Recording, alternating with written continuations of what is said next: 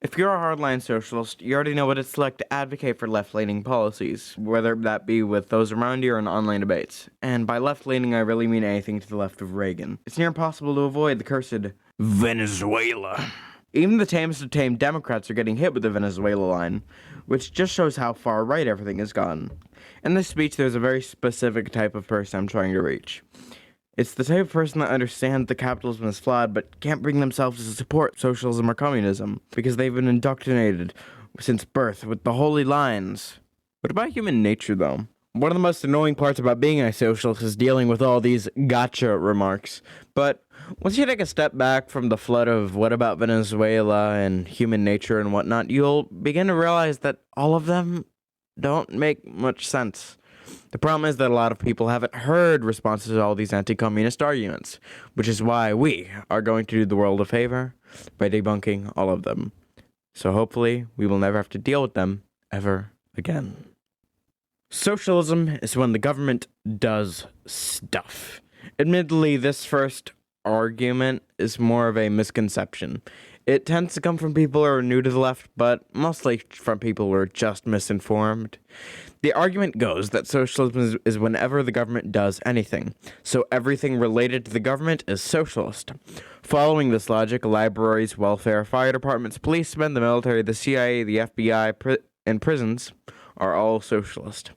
Hopefully we can all get behind libraries, but equating these things to the military, police, and prisons it's ridiculous.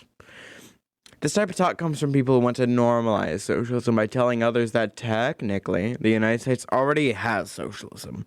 And while I agree that normalizing socialism is good, it's a bit counterproductive to dilute its meaning. So what is socialism? Worker ownership of the means of production, distribution, and exchange. Following this is communism, which is a stateless, classless, and moneyless society with common ownership of the means of production. But wait. Wasn't the Soviet Union and all of those other places communist? How could they be when they still had a state? Well, they were run by communist parties, so I guess you could say they were communist in the sense of a communist doctrine, but strictly speaking, they had not achieved communist society. That's enough definition squabbling. For the sake of streamlining, I'll call any country that advertised itself as communist or socialist as a communist or socialist country, even if it is a bit of an oxymoron considering the definition. Communism is when you do not food. The fact that communist countries had famines is mocked again and again, but ignores the fact that after these famines, countries like the Soviet Union and China accomplished food security for the rest of their existence. A study conducted at the University of California in 1986 compares socialist and capitalist countries based on different levels of development, looking at the physical quality of life of both, with data taken from the World Bank. Shockingly, it found that the daily per capita calorie supply was actually higher in socialist countries than capitalist ones. Contrary to the much proclaimed no food, the average socialist citizen is receiving more food than their capitalist counterparts. This same publication also shows that not only did socialist countries have a higher calorie supply, they also had lower child death rates, higher life expectancy, population per physician, adult literacy, and secondary education. In fact, the physical quality of life index, which is a composite of all of the aforementioned data, shows just how superior socialist countries are to capitalist ones in terms of quality of life. The discussion section of the study goes on to say, historically, there is some evidence that the discrepancies between capitalist and socialist nations have reflected varying social policies. All socialist countries have initiated major public health efforts. These initiatives have aimed towards improved sanitation, immunization, maternal and child care, nutrition, and housing.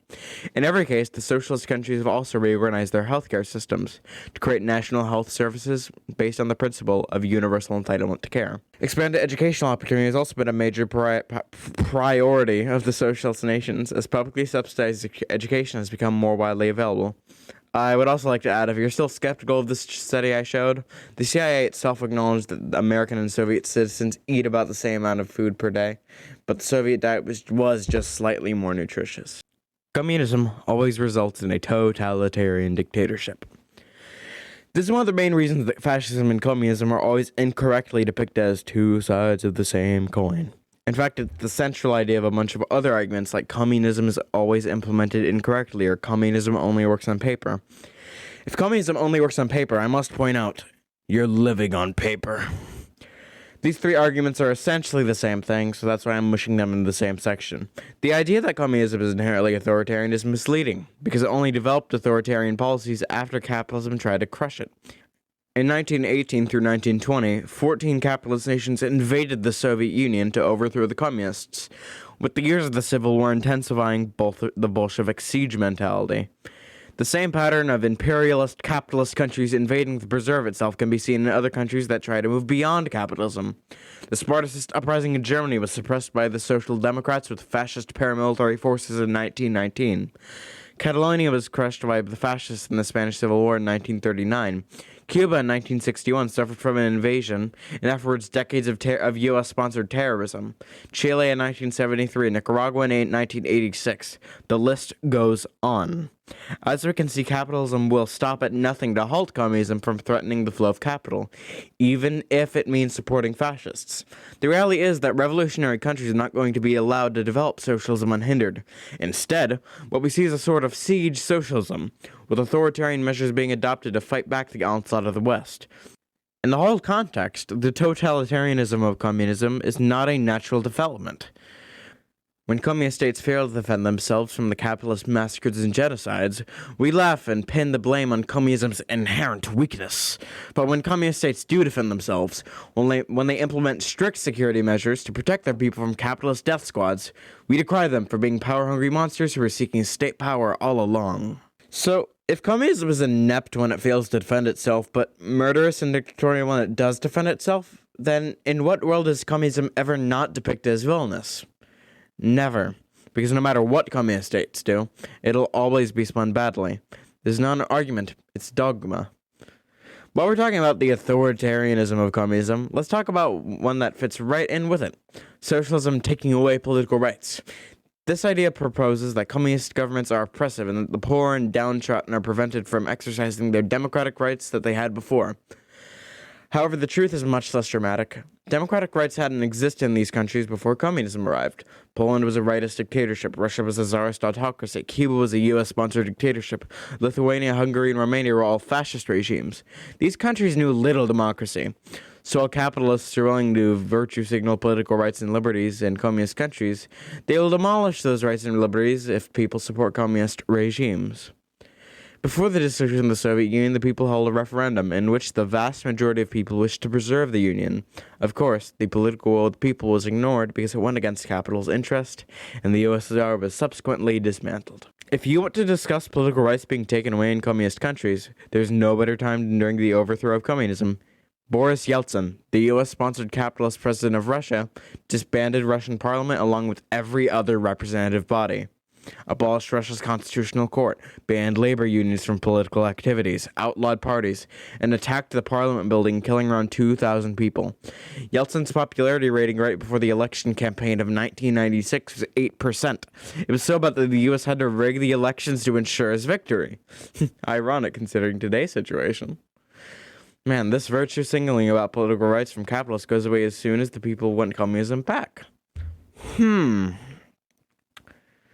Now, I hear you thinking, sure, maybe these communist countries achieved all these great things, but doesn't the fall of these countries prove that, in the end, communism just doesn't work?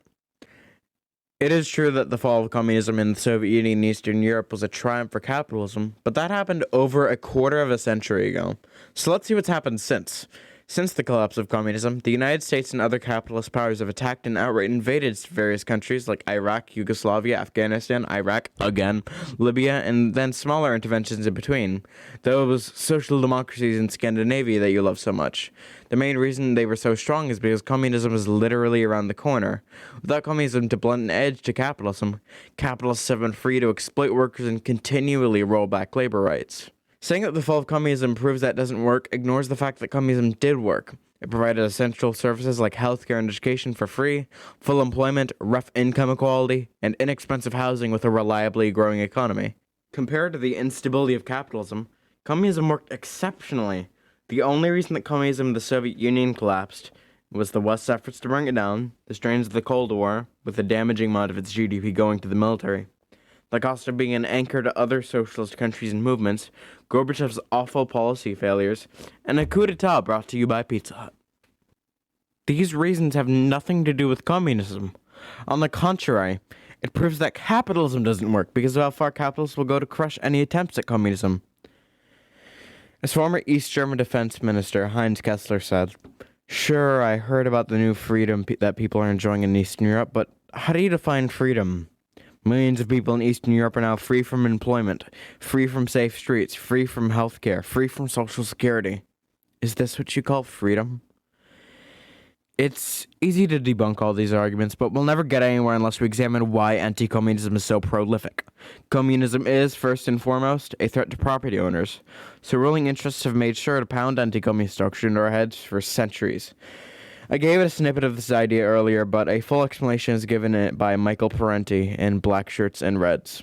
In the United States, for over 100 years, the ruling interests have tirelessly propagated anti-communism among the populace, until it became more like a religious orthodoxy than political analysis. During the Cold War, the anti-communist ideological framework can transform any data about existing communist societies into hostile evidence. If the churches in the USSR were empty, this demonstrated that religion was suppressed. But if churches were full, this meant that people were rejecting the regime's atheistic ideology. If the workers went on strike, as happened on infrequent occasions, this was evidence of their alienation from the collectivist system. If the workers didn't go on strike, this was because they were intimidated and lacked freedom. In this sense, anti-communism isn't really a position, but an infallible religious doctrine. And as we know, anything that can't be proven false isn't scientific. Thank you.